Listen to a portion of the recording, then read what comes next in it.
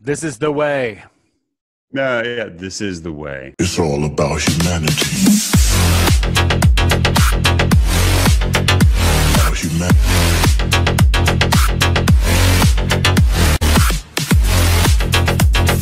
I'm looking forward to talking about this.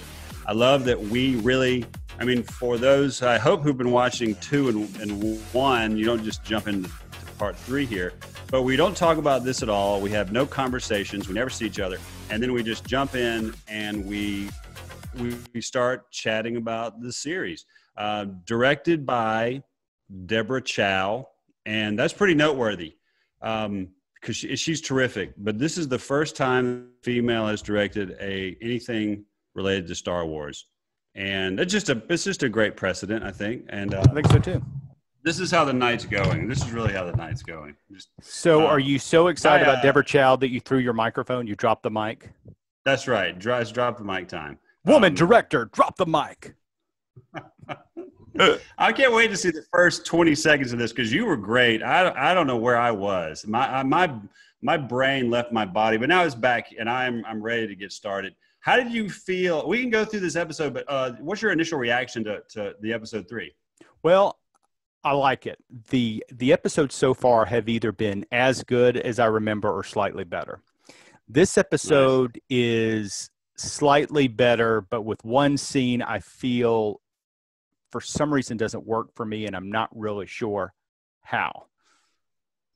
Well, what I'm liking about everything about the Mandalorian is that we definitely are – the first 3 episodes are very different from each other, in my opinion, and that's what I really like about it. So, and you know, it's just like we get our recap and we're off. So Mandalorian is taking the child back in the Razor Crest to deliver it to the client, played by Vanna.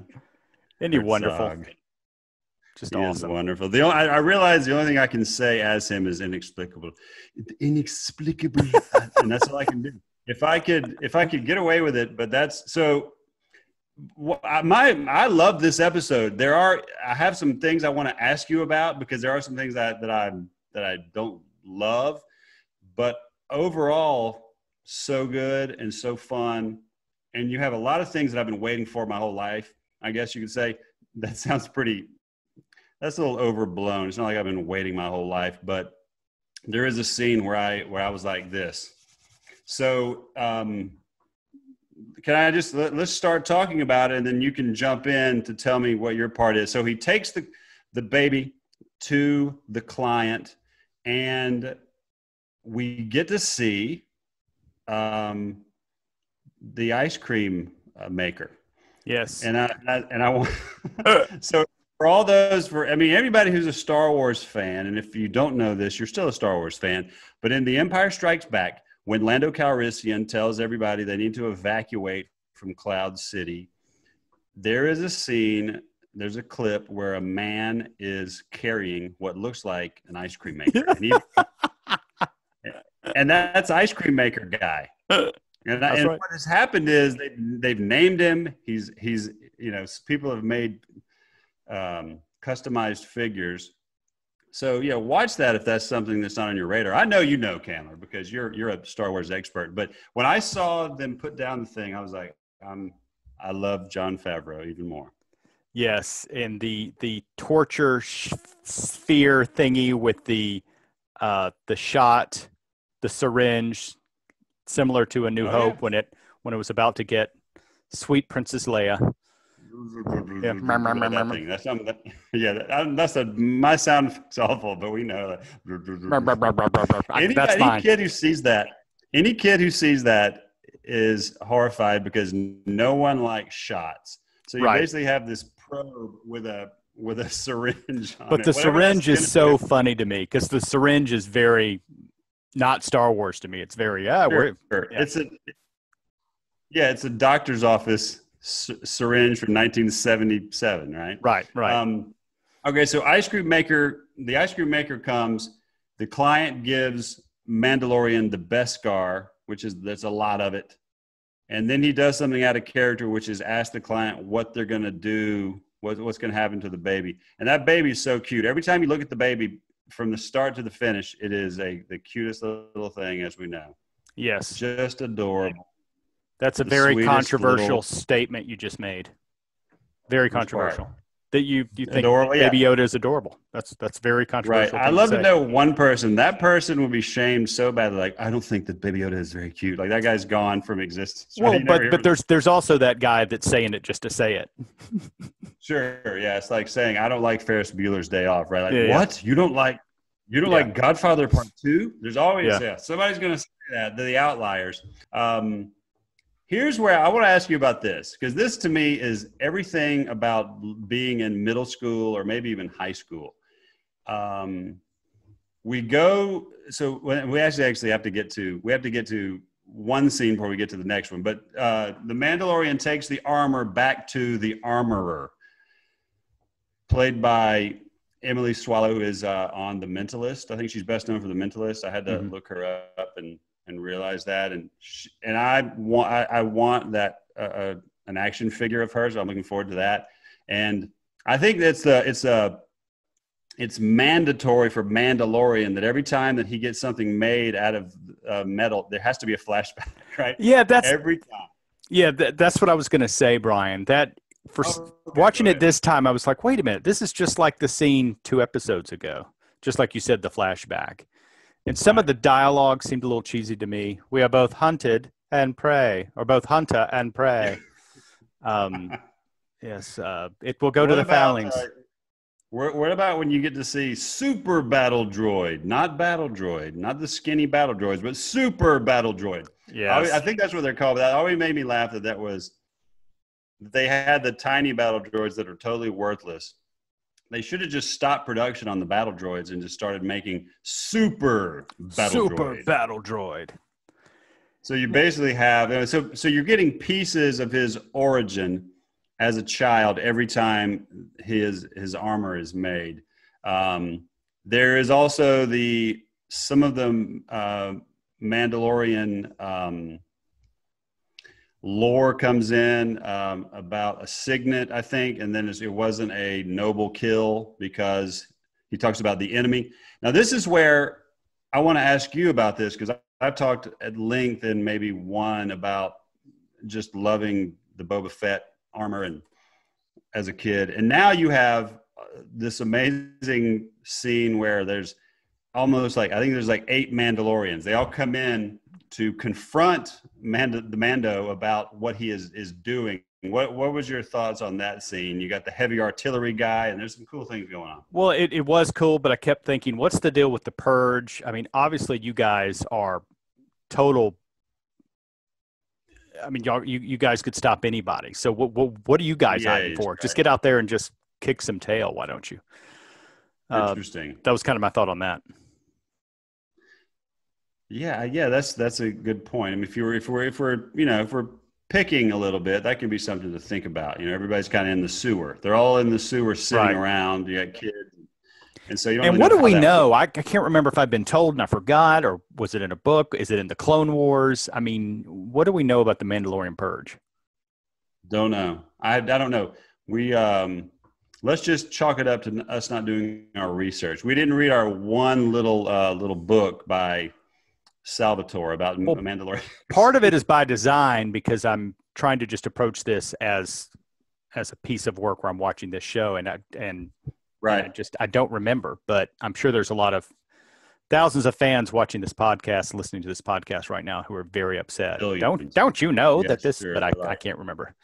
But we will learn. Well, so they have a skirmish. The big heavy artillery guy and Mandalorian have a little fight. They have a little bit of a dust up. Yes. That ends fairly quickly because of the armorer. And I will say this.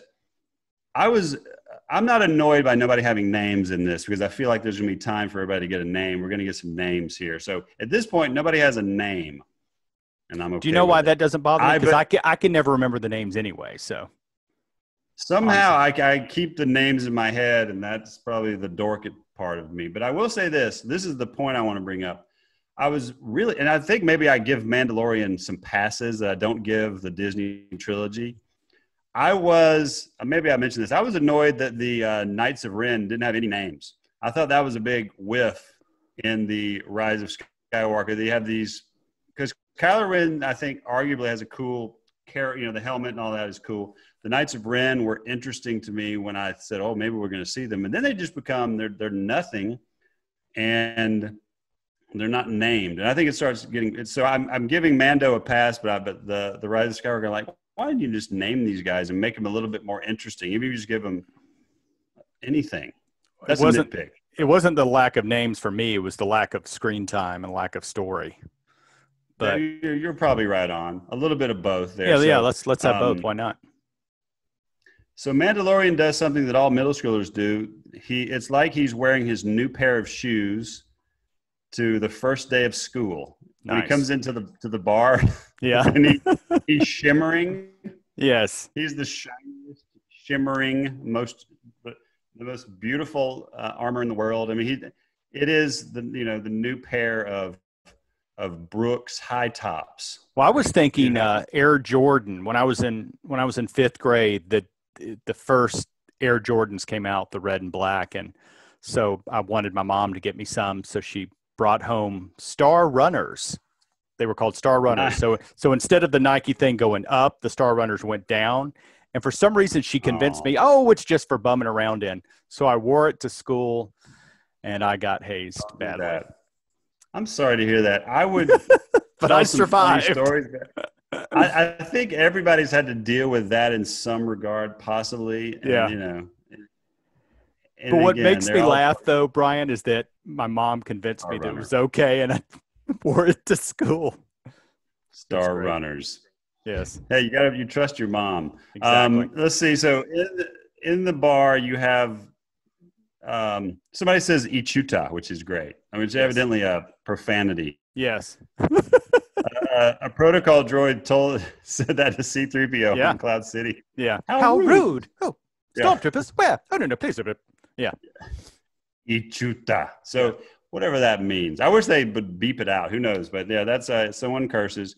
We're kind of moving towards moving towards the obvious, which is now Mandalorian has come to grief, played by our favorite Carl Weathers, the Apollo Creed, and he kind of gets some information about the tracking fobs and wants a new job, which is a great setup for a scene later when all the fobs light up of everyone else in the bar.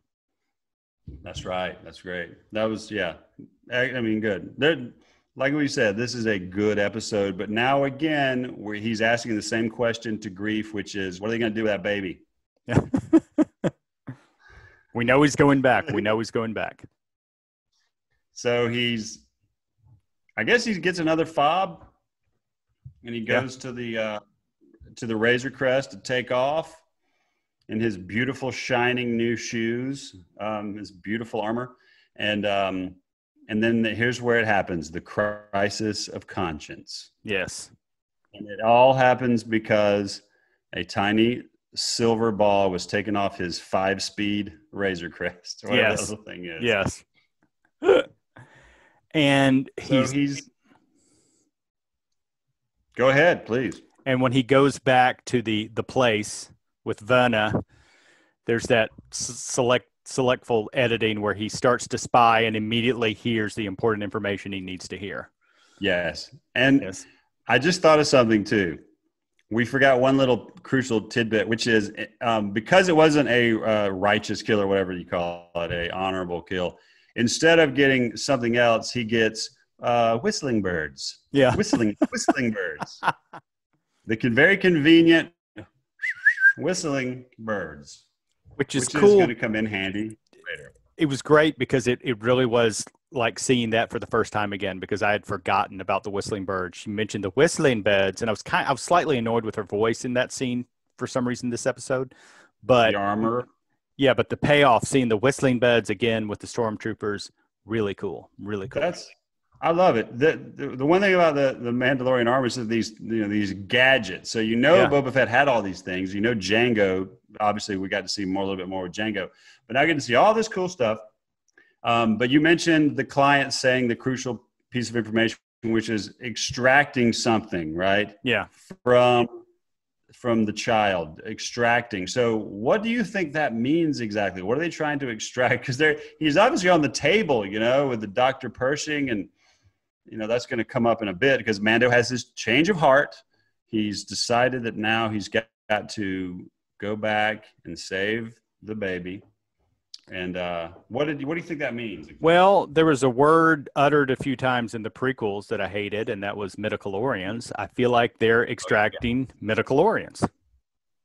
Yeah, that's I'm glad. Same here. Which is in the prequels, when they decided to over-explain, kind of turn the Force into kind of a science thing, which I'm not crazy about, but the way it's this part of the story is being told now, I'm totally in. I'm loving it. I'm dying to know what's going to happen with Baby Yoda and what their motives are and so forth. It may not come up again. We don't know, but I think you're right, and that's always a bummer to me. To me, it was always about what old Obi-Wan told Luke at his house. Yeah, that's really the only thing I ever needed. Yeah, so totally. Qui-Gon tells tiny Anakin his little thing about it's off the charts or whatever. Yeah, grown. But maybe it's not midichlorians. Maybe it's something else. Yeah, poor little thing. So the Mandalorian comes in, destroys many stormtroopers, barbecues one. That's probably the best is barbecue. Very cool. Burns that guy up in his plastic suit. So, and he gets the little baby finally, right? So Pershing says, I was trying to protect it. I'm the reason it's alive. So he spares him. We don't know if that's going to be a critical error later. We don't know, but he's got the tiny baby. And then here's where I kind of can nitpick a little bit. He decides to take the baby and just walk down the street, straight down the middle of the street. And it's a Western, right? Straight down the middle of the street. He's not gonna hide or do any kind of little smart, maybe wait here for a little while. I thought the same. He's gonna have a showdown. I thought the same thing when he was carrying his money around, his ice cream maker. That's a lot of money, and everyone knows what that is. So I had the same reaction, but at a different place in the episode. So he's showing off 3 separate times. He's basically saying, okay, these are my new shoes. Yeah. He's saying, well, this is the money. This is my the money that I've made, and I'm going to walk to my ship with a baby, and no one's going to stop me. So you basically have Mando versus the world, and that's exciting. An exciting little scene. You have Grief kind of as the ringleader of that, and so he's for our purposes here, he's a bad guy. But some good action there, and he's got the Mandalorian. I would never, if I'm in the Star Wars universe, I would never ever, even if I had some training or whoever, I would be nothing, right? I would not be the hero. I'd be farming some land on a desert somewhere, maybe. I would be the old lady from Phantom Menace. Storm's coming, Annie. That would be me. Okay, good. You'd be that old lady. I'd be old. I always talk about the librarian Jedi. I'd be the librarian Jedi. Yeah. I'd be the librarian Jedi's assistant who doesn't have any force powers, but I just put back all the things that she needs to put back. Yes. I would. Yeah. So yeah, that's us. We're pitiful in the Star Wars universe. Yes. So he's got all these weapons and this disintegrator. I don't see how anybody goes up against him. I don't know. Because he starts disintegrating everybody again, which is fantastic. That's just the best gun to ever have. Why aren't those mass produced? Right. Because if you're gonna so we're gonna try to get this baby, there's a chance that you or I will be completely obliterated from his existence. Okay, your body is gonna be. Now, so let's weigh the options before we actually go out and choose to have a showdown. He's surrounded and a lot of fun dialogue with Mando versus Carl Weathers. And then suddenly the cavalry shows up. And were you surprised the first time you saw it that they showed up? Oh, no. Well, it's another thing that I think makes the fans cheer. But it is I guess I've always mispronounced it, Deus Ex Machina, right? Deus Ex Machina, Deus Ex Machina, which is this term for something happening out of the blue, kind of the, God coming down. So it had to happen. And so it's almost like, yeah, well, of course, right? Like you're going to get into a pickle and these guys are going to rescue you. But I also say that it's, I still don't understand. I was surprised. Were you not surprised? No, I mean, I don't even recall thinking how I was surprised. But I will say that fan service is a bad word, right? When you say fan service, it means that you're kind of pandering to them. And I think we see a little bit of that with what happened in the Rise of Skywalker. This fan service was great. The whole show is fan service, and that is in no way a criticism. At least from my mind, yeah, the whole show is fan service, I think. Yeah, but in a good way. So, yeah, seeing these guys fly down in their backpacks or their jetpacks, that's all I needed. That's fantastic. And then you have like the guy who really was his main Mandalorian nemesis. Yeah. With this map. I don't even think he doesn't have a name yet either. He's like the heavy artillery Mandalorian. That guy is like, I want an action figure of that guy. And so we have to, they save the Mandalorian. Let's talk a little bit about getting on the ship to get out of here, get out of there. He has so Grief is, what is he decides to do something smart, which is get on the Razor Crest and surprise the Mandalorian. What were your thoughts when you saw that scene? Well, I kept thinking, where's this going to go? Because I don't want Carl Weathers to die. I don't think he's going to. So all of that, and then he gets shot, and I'm like, well, I guess he's out of the show. Maybe we'll see him in a flashback. And then, sure enough, they show us quickly that he survives with the medal and is in just the right place, which is cool. And how many movies has that happened in, right? Like so many of these. Yes. Just like a Bible, like yeah. Or like Clint Eastwood in Fistful of Dollars. Yes, and Back to the Future 3. Yeah. So he's alive. I'm thankful for that. And so some people groaned about the high flying jetpack Mandalorian flying in the sky and giving a good old salute. Maybe I need to be more sophisticated. I thought it was awesome. I thought it was really cool. I loved it. I got to get me one of those. I loved it. I thought it was cool. Great line. Look, we love the Mandalorian. Yeah. Right? So what are you going to do? And I don't like picking it apart. And again, I told you, I feel bummed that I was picking apart Attack of the Clones and the Phantom Menace, and I feel like I've come around a little bit on the Padme character in some ways. Like I've looked at it through maybe a different lens because my kids have been watching it and they love her and they talk to me about how they feel about it, and it makes me softens my heart. But with this series is just, and because we have the luxury of knowing what's going to happen, and so to see it again and be able to talk about it's always going to be fun. They've done it right, and that's really all I have. So far, the first 3 episodes of season 1 of The Mandalorian are right on point as far as I'm concerned. It's excellent. If memory serves, the next episode 4, might have been my least favorite, but we'll talk about that next episode. But who knows? Maybe I'll watch it again and I'll love it. So The Sin was the name of this episode. The Sin.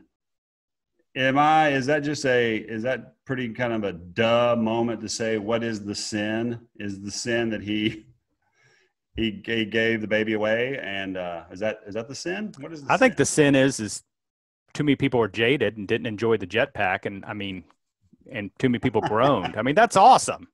mean, why are you going to grow at some? I mean, I can understand groaning at talking about Mandalorians, but groaning at a salute, groaning at the jetpack, that was awesome. This is what we need, though. We have to find something we disagree on. We have to at some point.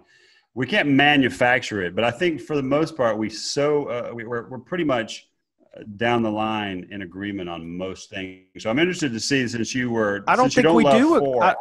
I don't think we do agree on everything on this episode. I thought the scene where he goes down and gets the armor, at least the first half, some of the dialogue seemed a little weak to me. Yeah. And it seemed too similar to the previous time he went there. It's like I like the fact that we see a flashback. It's just, why are we seeing a flashback only when he goes down and hammers the armor? Fair enough. And this is the way. It's very similar. Is episode 3 the first time they say that, or did they say it in Ep 1? I believe it is right out of the gate. Because I believe. Right. You mean, in other words, it is in episode 1? I would say so. I don't like to do absolutes. Only Siths deal in absolute. Yes, of course. Because I don't have a page of notes. I don't remember. It's because it's very similar to I Have Spoken. And it's just one of those things where if someone says, I don't know what the rules are in the Mandalorian lore, but if someone else says this is the way, you just have to accept it. Sure, that's it. But between all of them, they kind of go, okay, well, this is what we're doing. This is the way, right? Yeah. I am Groot. I am Groot. So they kind of, it means so many different things, I guess. Yeah. Whatever that. I feel like there's just something I'm missing or forgetting about the episode, but I feel like we've covered it pretty well. Well, here's a question from the first 3 episodes. What's your favorite? Oh gosh, episode 1. I'd say episode 2 for me, but all 3 episodes are pretty solid for me. Definitely. Thanks for. I like when you just ask me something random that I have to think, because I haven't even thought about it. I think 1's great. Is a hot dog a sandwich? Say again. Is a hot dog a sandwich? No. Okay. I didn't think so either. You just said you like it when I ask you random questions, so that was 1. Yeah, please do, by all means. And I know that we're going to end this thing, and I'll have something that I was like, oh yeah, I was going to say that, but I really like the start of the episode, where you're right on target, and I am. Again, my brain is floating off into the ether at the very first. I don't know where was I? I don't know, but here I came back hopefully and was able to contribute.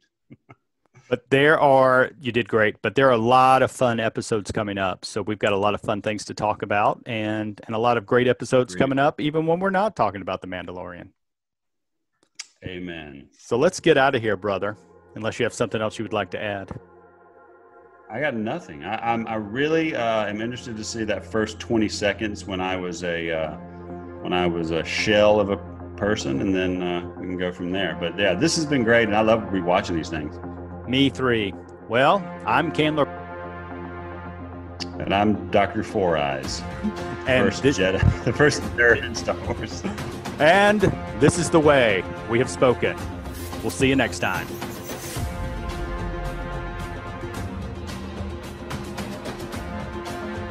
You just pause forever, right? Yeah. You never know when you're going to end, so you just do like this forever. There you go. I didn't mean to do that. I need to stop recording, not the video. It's all about humanity.